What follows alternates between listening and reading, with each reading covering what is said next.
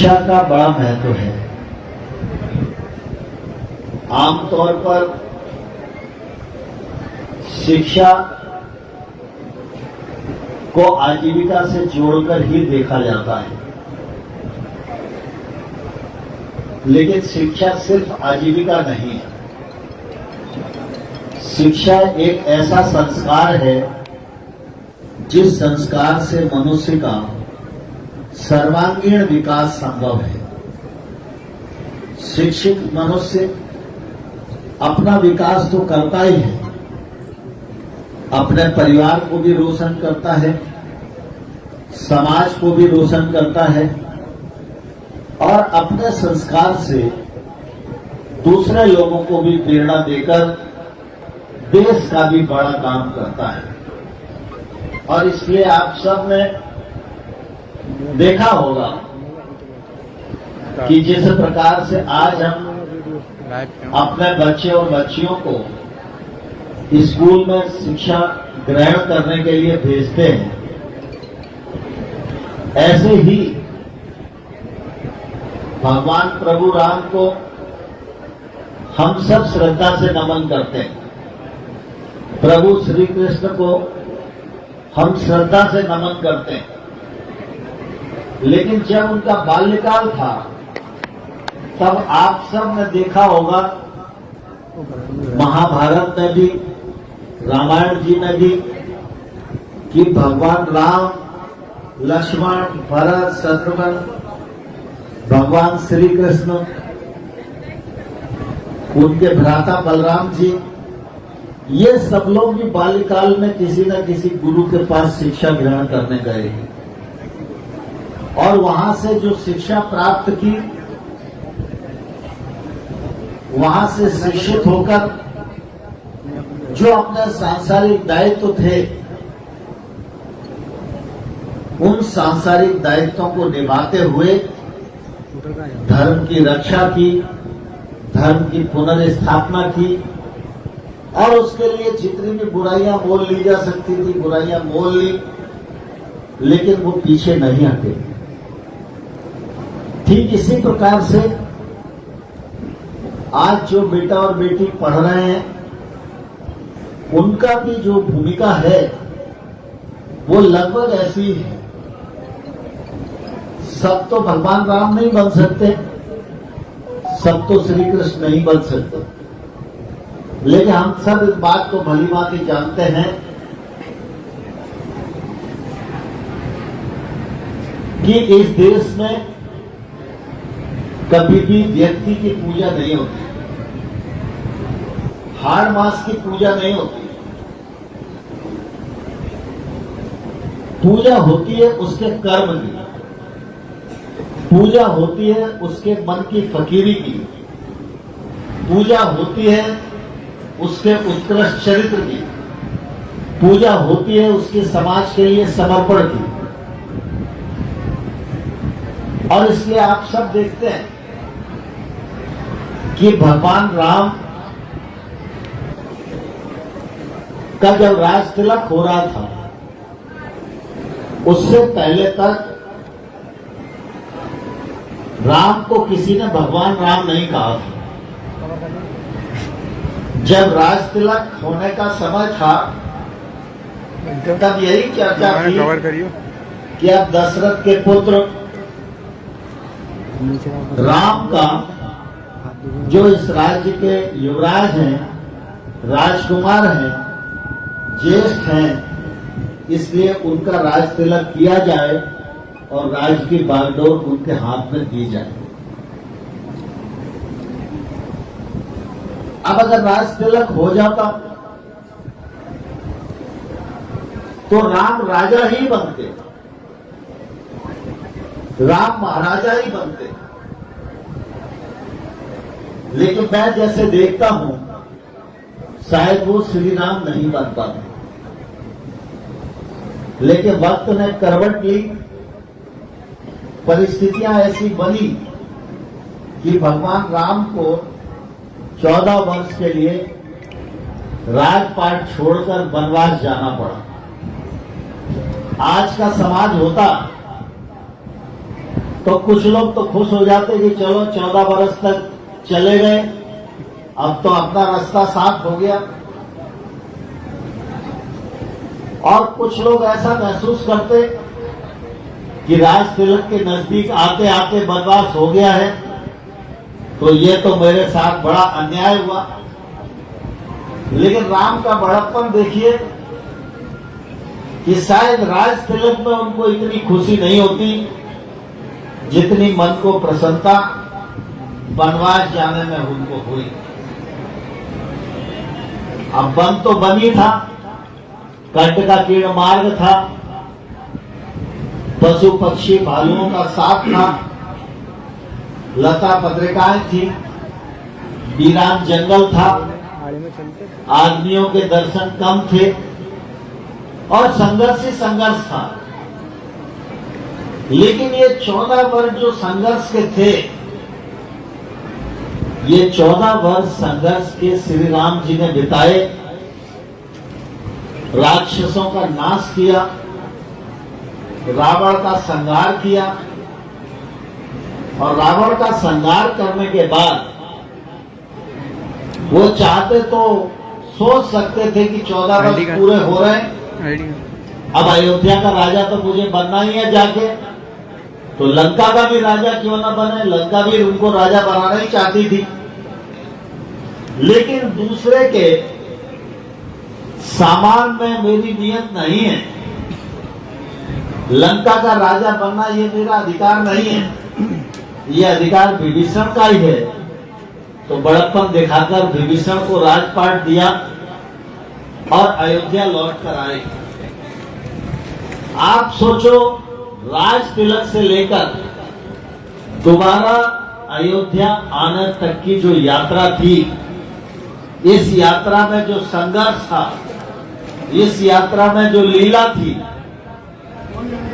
इस यात्रा में जो मानवीय दायित्वों का निर्माण था, इस यात्रा में धर्म और अधर्म के बीच में युद्ध था और धर्म की जय थी और वो जय के नायक थे और नायक होने के कारण राम को लोगों ने मर्यादा पुरुषोत्तम श्री राम कहा। तो ये बात हमें इस बात की शिक्षा देती है कि व्यक्ति को अगर महान बनना है तो अगर भगवान को भी संघर्ष में से गुजरना पड़ा तो हम लोग तो सब साधारण मानव हैं, सबको संघर्ष के दौर से गुजरना ही पड़ेगा और गुजरना ही चाहिए। और संघर्ष का अवसर नहीं है तो जीवन में संघर्ष का अवसर ढूंढना चाहिए। और जो लोग संघर्ष करके निखर के आते हैं वही लोग आने वाले कल में समाज का नेतृत्व करते हैं। आज हम सब लोग अमेरिका को बड़ा देश मानते हैं, चीन को बड़ा देश मानते हैं, सिंगापुर, स्विट्जरलैंड, जापान, ऑस्ट्रेलिया, इनको बड़ा अग्रणी और धनाढ्य राष्ट्र माना जाता है। लेकिन इन राष्ट्रों की अर्थव्यवस्था में भी योगदान भारतवर्ष का बहुत अधिक है। आज आप डॉक्टर की दृष्टि से देखो, इंजीनियर्स की दृष्टि से देखो, साइंटिस्टों की दृष्टि से देखो, तो आपके ध्यान में आएगा कि अमेरिका में भारतवर्ष के बच्चों का ही बोलबाला है, वही जो है आज काम कर रहे हैं, उससे अमेरिका का नाम बढ़ रहा है। पहले एक समय था जब भारत की बात को कोई नोटिस नहीं लेता था।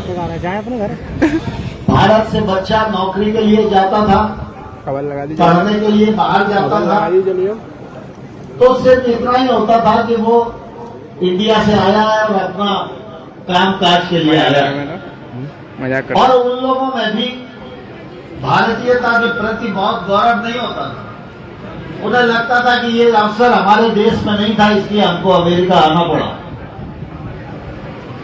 लेकिन आप सब देख रहे होंगे 9 वर्षों में हमारे प्रधानमंत्री नरेंद्र मोदी जी ने जहां एक और छोटे से छोटे बच्चे के साथ परीक्षा में चर्चा करके बच्चों का उत्साहवर्धन का काम करने का प्रयास किया, वहीं दूसरी ओर अमेरिका जैसे देशों में भी भारतीयों को इकट्ठा करके उनको भारतीयता के गौरव के दर्शन कराने का भी काम हमारे प्रधानमंत्री जी ने किया, और उसी का परिणाम है कि आज एक समय था जब किसी को चाइना का पेन मिल जाए तो वो गर्व के साथ दिखाता था कि मेरे पास चाइना की पेन या पेंसिल है। लेकिन आज परिस्थितियां बदल गई हैं। आज कोई भी बच्चा हो या बड़ा हो, वह मेक इन इंडिया का रेट उसे मिलता है तो वो उसको दिखाकर गर्व महसूस करता है कि ये पेन मेरे हिंदुस्तान का बना हुआ है, ये टेक्नोलॉजी मेरे हिंदुस्तान की बनी हुई है। आजादी के 75 साल हो गए। इन 75 वर्षों में देश ने अनेक महत्वपूर्ण पड़ाव को पार किया है। स्वामी विवेकानंद जी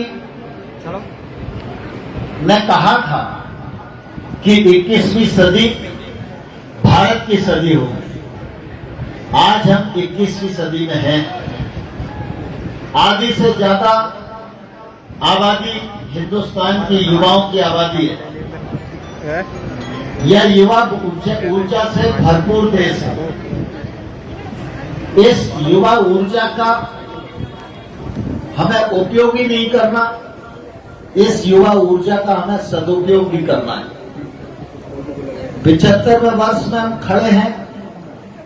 आने वाले 25 वर्षों में भारत की आजादी के 100 वर्ष 2047 में पूरे होंगे। आज हमारे छोटे छोटे बच्चे यहाँ बैठे हुए हैं। हो सकता है हम लोग तो 2047 को अपनी आंखों से न देखें, लेकिन आप सब लोग 2047 को अपनी आंखों से देखकर साक्षी होंगे। और इसलिए हर बच्चे के मन का भी सपना है जब आजादी के 100 साल हो तो वह भारत के नागरिक नहीं, विकसित भारत के नागरिक कहलाने का गौरव प्राप्त करें। नरेंद्र मोदी जी के नेतृत्व में हमारी पीढ़ी का भी यही प्रयत्न है कि देश को इस रास्ते पर ले जाएं जो रास्ता आने वाली पीढ़ी को नया इंडिया परोस सके, न्यू इंडिया दे सके।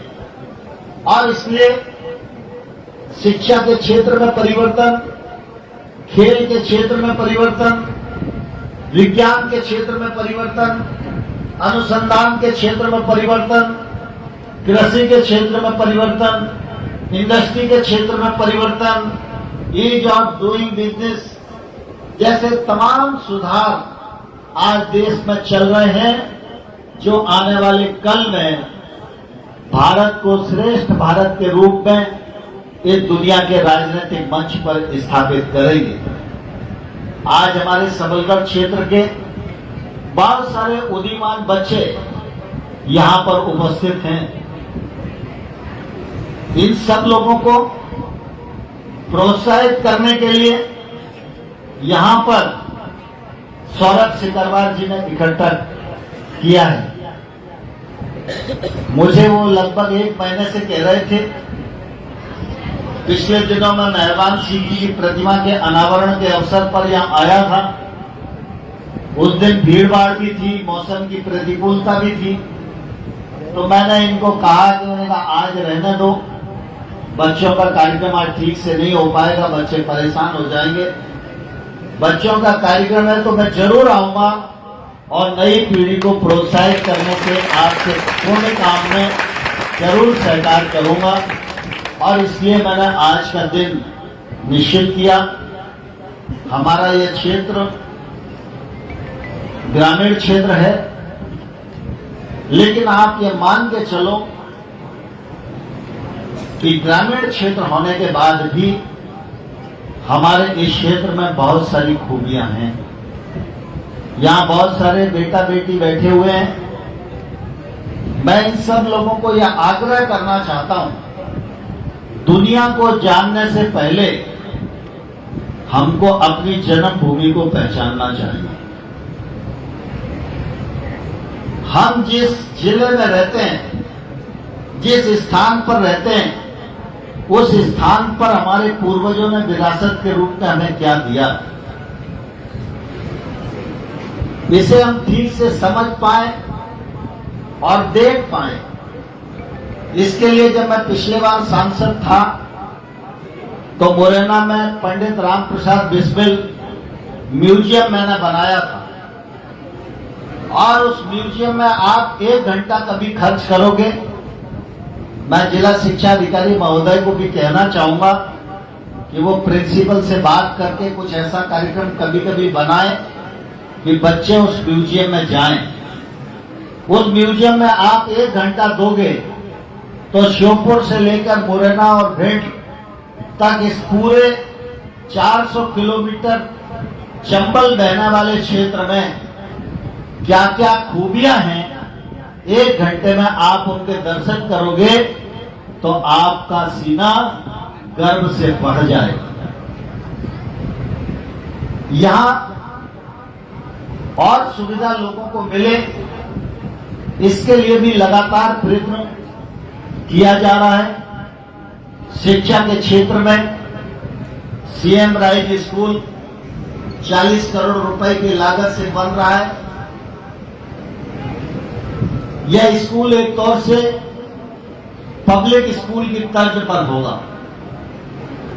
इसमें छात्रावास भी होगा, सीबीएसई कोर्स होंगे और बच्चों को उत्कृष्ट शिक्षा दी जाएगी।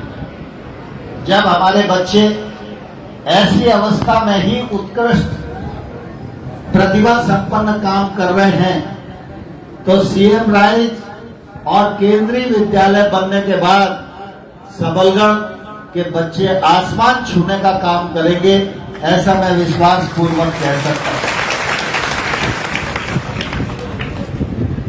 हमारे इस क्षेत्र में एक नैरो गेज ट्रेन चलती थी जिसको लगभग 150 साल पहले शुरू किया गया था, और उस ट्रेन से अब कोई बहुत भला नहीं हो पा रहा था। यहाँ अनु भदौरिया जी बैठे, उधर बाबूलाल देवरा जी बैठे, मेहरबान सिंह जी हमारे नेता थे, आज वो हमारे बीच में नहीं है, लेकिन ये सब वो लोग हैं जिन लोगों के साथ और जिन लोगों ने वर्षों बरस तक इस बात के लिए आंदोलन किया कि छोटी लाइन बड़ी लाइन में परिवर्तित हो जाए।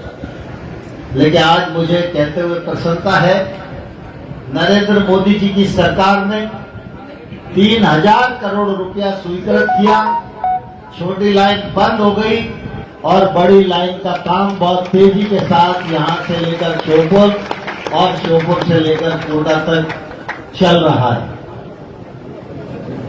नेत्री और सिकरौदा का पुल बहुत छोटा हुआ करता था, शादियों के सीजन में रोज जाम लग जाता था, कई बार मुहूर्त चूक जाते थे उस जाम के कारण। लेकिन नेत्री और सिकरौदा का पुल आज बनकर तैयार हो गया है, जनता को यह सुविधा मिल पा रही है।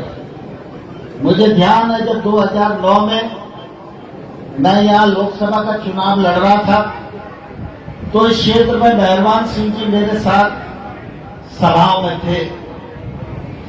तब मेहरबान सिंह जी उन सभाओं में कहते थे कि छोटे मोटे काम कराने के लिए तो मैं ही बहुत हूं। नरेंद्र सिंह जी को हम इसलिए लाए हैं कि अगर अटार घाट पर पुल बन जाएगा तो मध्य प्रदेश और राजस्थान एक